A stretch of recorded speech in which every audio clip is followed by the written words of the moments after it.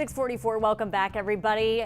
Do you hear thunder outside? Maybe it even woke you up. We are tracking some storms and some wet roads as well, and we are going to have a look at your full traffic and weather coming up in just a minute. We heard some thunder even outside of the studio here. All right, 644, time for your morning rush. And first up here, the United Nations is throwing its support behind the Asian community. Chief of the UN called for an end to violence against Asians and those of Asian descent. So this follows last Tuesday's shooting rampage at 3 Atlanta area massage businesses that killed 8 people. Rallies have been held nationwide and here in Houston to protest the discrimination facing the Asian community.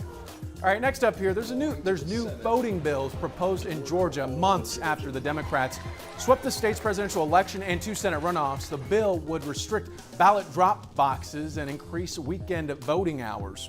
And finally here, plant some milkweed in your yard to help the monarch butterflies.